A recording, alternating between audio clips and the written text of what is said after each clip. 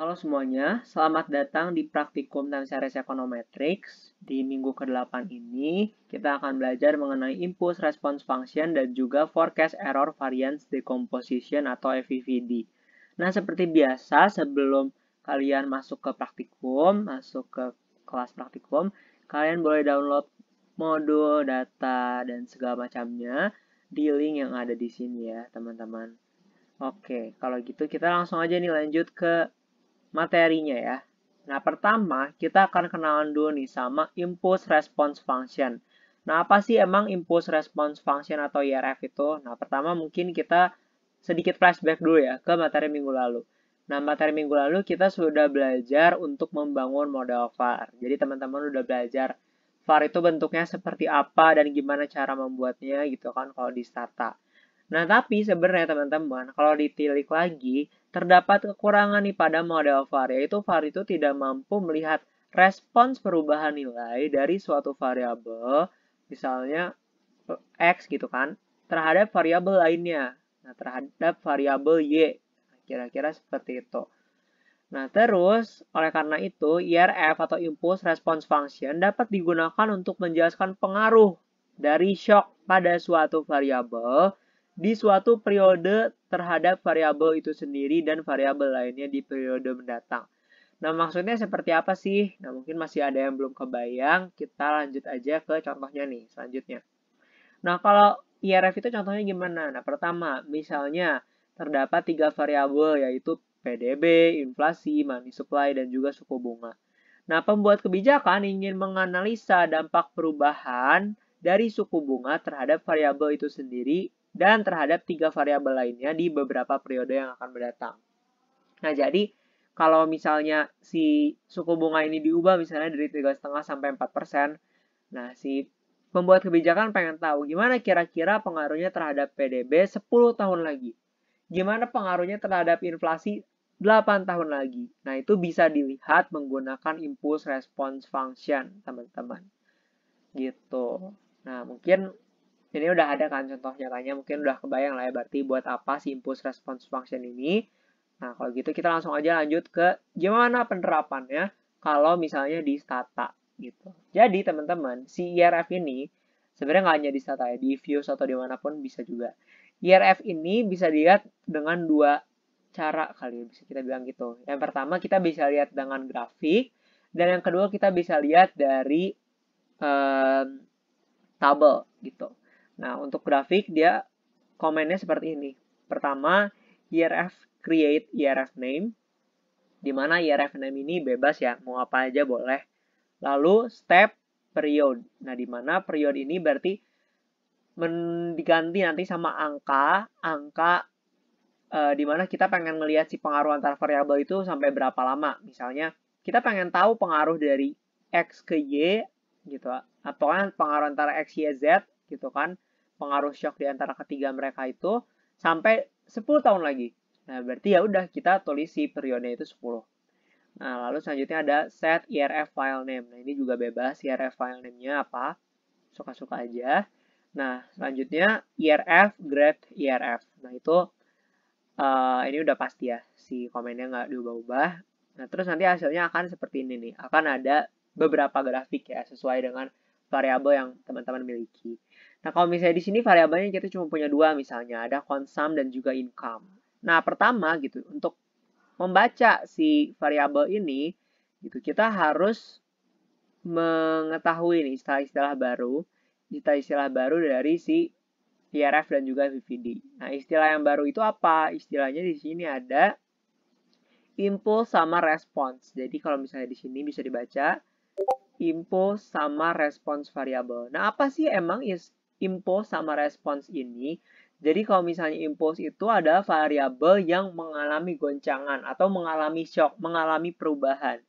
Kayak yang tadi, di contoh sebelumnya itu berarti yang menjadi impuls variabel adalah suku bunga karena suku bunganya berubah. Sedangkan responsnya itu bisa ke macam-macam, bisa ke suku bunga itu sendiri, bisa ke variabel lainnya, bisa money supply, tadi inflasi dan sebagainya macamnya. Nah, di sini aku pengen coba jelasin ke kalian gimana untuk cara membaca kali ya, cara membaca si grafik ini. Nah, aku bakal memberi contoh satu aja yang di kiri atas yang ini nih. Nah, aduh kecoret. Oke, jadi gimana sih cara bacanya Kak kalau misalnya yang kiri atas ini? Nah, pertama untuk membaca suatu grafik, kita lihat dulu nih dari namanya. Namanya itu dijelaskan di bawah ini ya, teman-teman. Kayak misalnya di sini ada Yusuf. Yusuf itu apa? Yusuf itu berarti graphs by IRF name. Jadi IRF name-nya aku namain Yusuf.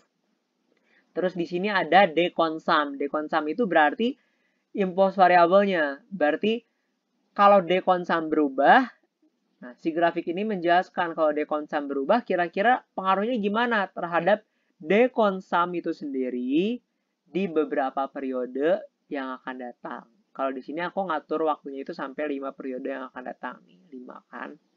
Itu, teman-teman. Nah, terus nanti interpretasinya gimana, Kak? Interpretasinya gini aja berarti. Guncangan sebesar 1 unit standar deviasi pada variabel deconsum nanti akan menyebabkan penurunan pada variabel deconsum selama 2 periode. Kenapa 2 periode? Karena ini gitu, si periode pertama dan periode kedua kita bisa lihat ya dia ada di bawah 0. Sedangkan di periode 3, 4, 5, ini periode 3, ini periode 4, dan periode kelima yang di ujung, kita bisa lihat mungkin itu sudah di atas 0 ya teman-teman ya. Gitu. Maka kita bisa bilang ada peningkatan positif dibanding periode 0 pada periode ketiga, keempat, dan kelima. Tuh. Dari mana puncak penurunan juga terjadi pada periode pertama. Karena bisa dilihat di sini periode pertama dia turun banget nih pengaruhnya. Karena ada perubahan sebesar 1 standar deviasi ya pada deconsum. Jadi kalau di sini nanti interpretasinya pakai unitnya itu standar deviasi ya. Bukan satuan dari si variabel tersebut. Nah, kita lanjut lagi. Itu tadi udah makai grafik. Nah, tapi mungkin teman-teman pengen tahu nih kayak kira-kira sebenarnya si exact number-nya itu berapa. Nah, kita lihat aja pakai IRF table IRF nih komennya. Nanti akan menghasilkannya seperti ini. Terus gimana kita bisa tahu mana impuls, mana responsnya? Kita bisa lihat aja nih di bawah sini. Nanti biasanya ada di bawahnya yang menyertakan gitu. Kira-kira si table 1 impulsnya apa, responsnya apa, table 2 impulsnya apa, responsnya apa. Nah, di sini aku pengen menginterpretasikan yang ini, yang nomor 2 gitu. Dimana impulsnya adalah the income dan responsnya adalah the consum. Yang dilihat yang mana? Yang dilihat ini aja, IRF-nya aja. Cukup ininya. Nah, kalau misalnya teman-teman gitu ya mau menginterpretasikan ya, berarti interpretasikannya gini. Misalnya, guncangan sebesar 1 standar deviasi pada variabel the income, karena the income adalah impulsnya ya, akan menyebabkan peningkatan nilai variabel deconsum selama 3 periode. Nah, lihat nih, karena si pengaruhnya positif. Nah, dengan puncak peningkatan pada periode 1, yang ini, sebesar 0,305342 standar deviasi. Lalu nanti akan terjadi penurunan, itu kan sampai periode kelima, di mana penurunan di periode kelima ini sebesar 0,063641 standar deviasi. Gitu teman-teman, untuk impulse response function. Nah, selanjutnya kita akan lanjut lagi ke FEVD atau Forecast Error Variance Decomposition. Nah, teman-teman gitu, kalau misalnya teman-teman gitu. Jadi si model VAR ini gitu ya, kalau misalnya VAR ini sebenarnya kita akan nanti bakal pakai buat forecasting ya, teman-teman.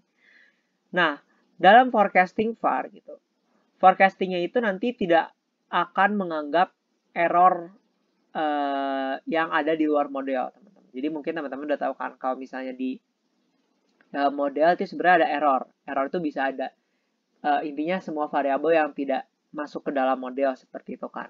Si model VAR ini, forecasting dari model VAR ini tidak memperhitungkan error yang ada. Jadi dia benar-benar pure dari model yang sudah dibangun, alias benar-benar dipengaruhi oleh si variabel-variabel yang ada di dalam model aja gitu. Nah, tapi sebenarnya tidak mungkin hal ini tuh terjadi di dunia nyata gitu kan. Hal ini membuat forecasting dari VAR itu menjadi kurang baik, di mana berarti akan ada error dalam forecasting.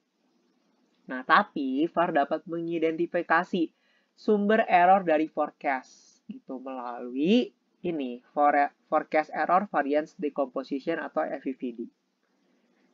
Nah, terus kita lihat lagi. Jadi FEVD ini gitu intinya bertujuan untuk melihat besaran fluktuasi pada variabel respons yang dihasilkan oleh variabel impuls. Nah, FEVD ini biasa digunakan untuk memprediksi persentase kontribusi variance error setiap variabel karena adanya perubahan variabel tertentu, baik variabel ini atau variabel lain. Nah, terus FEVD juga membantu menunjukkan variabel impuls mana yang lebih kuat dalam menjelaskan variasi pada variabel respons sepanjang periode tersebut. Jadi, intinya, dari FEVD ini nanti kita bisa lihat. Misalnya tadi kan, si suku bunga akan mempengaruhi inflasi. Nah, tapi seberapa kuat sih si shock dari suku bunga ini akan mempengaruhi inflasi? Nah, itu akan terjawab menggunakan FEVD. Dan itu bisa dilihat nanti pengaruhnya di kekuatan pengaruhnya di periode pertama, di periode kedua, sampai ya periode yang kita mau lihat. Gitu, teman-teman. Nah, misalnya di sini ya, ada variabel impuls. Impulsnya itu inflasi dan juga unemployment.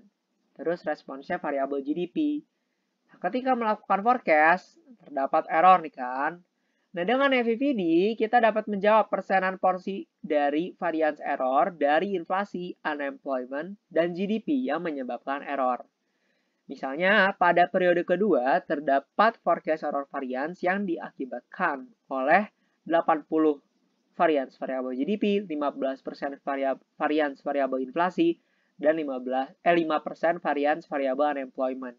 Jadi intinya, si variabel GDP ini, misalnya gitu ya, si variabel GDP di periode kedua atau 2 periode yang akan datang, itu akan dipengaruhi oleh si GDP juga. Gitu. Paling kuat dipengaruhi oleh GDP juga. Terus nanti dipengaruhi juga oleh inflasi sebesar kekuatan itu mungkin sekitar 15%. Gitu. Terus sisanya nanti dipengaruhi oleh unemployment. Gitu teman-teman. Nah, untuk FEVD juga sama, dia bisa kita lihat menggunakan grafik dan juga table. Nah, kalau misalnya grafik, gitu sih komennya tinggal IRF, graph, FEVD. Nah, dan cara untuk melihatnya gimana gitu. Mungkin buat menginterpretasikan benar-benar gitu kan pakai exact number di sini nggak bisa ya. Nah, tapi teman-teman harus tahu dulu nih kalau misalnya ada grafik gini, cara bacanya itu dilihat per kolom. Misalnya kolom yang pertama nih, kolom yang di sebelah kiri. Kolom yang di kiri ini sama-sama si responsnya itu adalah konsum. Nah, di sini teman-teman, gitu ya, si respons dari konsum ini ada dua grafik ini menjelaskan tuh kira-kira si konsum gitu ya di periode pertama yang ini mungkin yang ini si konsum di periode pertama kira-kira akan dipengaruhinya paling banyak oleh siapa sih?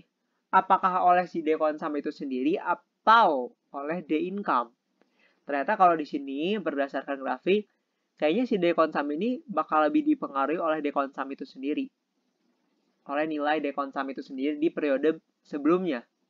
Seperti itu. Dibanding pengaruh dari D income terhadap D konsum. Ini kalau misalnya di periode pertama mungkin di sekitar sini berarti ya. Ini tuh masih kecil nih. Itu mungkin 0, berapa atau mungkin 0 itu ya. Gitu teman-teman. Jadi bisa dilihat yang paling kuat gitu ya untuk mempengaruhi si konsum ya konsum itu sendiri. Tuh teman-teman ini di periode pertama. Nah, sedangkan di periode berikutnya mungkin kurang lebih masih sama. Nah, tapi kalau untuk di kolom kedua nih, tuh, kita bisa lihat di periode pertama gitu kan sama di periode kelima, mungkin kita bisa bilang di sini ya periode kelimanya. Nah, mungkin gitu kalau secara kasat mata ini ada sedikit peningkatan nih gitu si pengaruh konsum terhadap income. Mungkin yang tadinya pengaruh konsum itu cuma 10%-an, mungkin kalau di sini jadi 11% ya. Jadi nggak terlalu kelihatan. Tapi ini mungkin kita kira-kira aja. Nah, paling kalau untuk dari grafik bisa dilihatnya seperti itu doang ya teman-teman. Jadi cuma bisa lihat kira-kira yang mana sih variabel mana yang benar-benar paling mempengaruhi si variabel tersebut di periode-periode mendatang. Gitu. Kalau misalnya di table, kita bisa benar-benar lihat exact number-nya. Terus komen itu nanti IRF table FVVD. Nah, terus sama yang masih ada impulse dan juga response. Nah, teman-teman, di sini aku bakal contohin interpretasinya dari yang ini. Gitu, yang ini sama yang ini. Terus gimana nanti si interpretasinya emang Kak? Nah, interpretasinya berarti pada 3 periode yang akan datang, jika terjadi shock pada variabel dekonsum, kenapa dekonsum? Karena si nomor 2 ini impulsnya dekonsum ya. Maka akan berpengaruh 7,67% terhadap variabel day income. Lihat nomor 2, responsnya day income. Nah, lalu shock pada variabel income itu kan akan mempengaruhi variabel itu sendiri sebesar 92,33%. Gitu. Jadi bisa dilihat nih, ini pengaruh dari income terhadap variabel itu sendiri. Berarti income terhadap income, alias yang nomor 4 kan. Income terhadap income berarti yang ini. Benar. Gitu, teman-teman. Jadi, di sini bisa kita simpulkan bahwa si day income gitu ya, di 3 periode yang akan datang, si nilainya itu akan lebih dipengaruhi oleh variabel itu sendiri. Nilai dari variabel itu sendiri di masa sekarang. Seperti itu. Atau kalau misalnya di masa sekarang terjadi shock, maka ntar akan mempengaruhi si variabel income di 3 periode mendatang sekuat gitu. Sekuat, ya mungkin ya bilangnya kekuatannya kali ya sih. Sekuat gitu kan, atau sebesar 92,33%. Sedangkan yang satu lagi, variabel lainnya 7,67%. Nah, di sini ada yang menarik nih teman-teman. Jadi, karena kita benar-benar pengen lihat gitu kan, kira-kira si variabel day income ini 3 tahun lagi, itu bakal dipengaruhi oleh variabel apa aja sih? Gitu kan, kalau misalnya di sini kan cuma 2 variabelnya ya. Nah, di sini kan ada 7,67 sama 92,33% nih pengaruh dari masing-masing variabelnya. Nah, kalau dijumlahin teman-teman, dia tuh bakal menjadi 100%. Nah, sama kalau misalnya nanti teman-teman punya 3 variabelnya, berarti nanti ada pengaruhnya dari 3 tuh ya. Misalnya dari dekonsum, dari day income, dan juga dari variabel day investment misalnya. Nanti gitu, si penjumlahan dari dekonsum, day income, dan juga day investment terhadap variabel respons yang sama, jadi terhadap variabel day income. Jadi kalau misalnya di sini nanti ada investment gitu ya, misalnya di sini ada investment, misalnya ya ada variabel baru investment. Terus yang selanjutnya dia nanti ada juga kan berarti si variabel responsnya itu terhadap income. Nah terus nanti dia ada tabel baru lagi. Tabel barunya itu menjelaskan gitu kan pengaruh dari investment terhadap income. Nah, nanti penjumlahan pengaruhnya antara yang ini, sama yang investment terhadap income di periode ketiga, dan periode manapun sebenarnya, itu nanti bakal menjadi 1. Gitu, teman-teman. Ya, contohnya ini aja. Misalnya yang ini juga 0,09973 ditambah yang ini, itu akan menjadi 1. Yang ini juga, kalau dijumlahkan, itu akan menjadi 1. Gitu teman-teman, atau 100%. Seperti itu teman-teman. Nah, mungkin itu untuk penjelasan materi minggu ini. Terima kasih sudah menonton videonya sampai habis, dan jangan lupa untuk mendownload materi dan sebagainya di link yang ada di sini ya. Sekali lagi terima kasih dan semangat teman-teman semuanya.